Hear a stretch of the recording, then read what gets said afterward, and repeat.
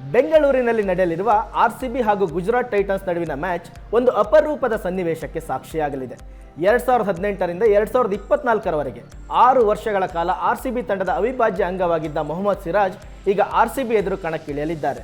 ಬರೋಬ್ಬರಿ 6 ವರ್ಷಗಳ ಬಳಿಕ ಮೊಹಮ್ಮದ್ ಸಿರಾಜ್ ಹಾಗೂ ವಿರಾಟ್ ಕೊಹ್ಲಿ ಮುಖಾಮುಖಿಗೆ ಬೆಂಗಳೂರಿನ ಎಂ ಚಿನ್ನಸ್ವಾಮಿ ಸ್ಟೇಡಿಯಂ ಸಾಕ್ಷಿಯಾಗಲಿದೆ. ಆರ್ಸಿಬಿಯಿಂದ ಹೊರಬಿದ್ದಿದ್ದ ಸಿರಾಜ್ರನ್ನ IPL ಮೆಗಾ ಹರಾಜಿನಲ್ಲಿ ಗುಜರಾತ್ ಟೈಟನ್ಸ್ ಫ್ರಾಂಚೈಸಿ 12.25 ಕೋಟಿ ನೀಡಿ ತನ್ನ ತೆಕ್ಕೆಗೆ ತೆರೆದುಕೊಂಡಿದೆ. ಆರ್ಸಿಬಿ ತಂಡದಲ್ಲಿದ್ದಾಗ ಮೊಹಮ್ಮದ್ ಸಿರಾಜ್ಗೆ ಒಂದು ರೀತಿ ಹಿರಿಯಣ್ಣನಂತೆ ವಿರಾಟ್ ಕೊಹ್ಲಿ ಬೆಂಬಲಿಸ್ತಾನೆ ಬಂದಿದ್ದನ್ನು ನಾವೆಲ್ಲರೂ ನೋಡಿದ್ದೇವೆ. ಆದರೆ ಅದೇ ಜೋಡಿ ಇದೀಗ ಎದುರು ಬದುರು ಹೋರಾಡಲಿಕ್ಕೆ ರೆಡಿಯಾಗಿದೆ.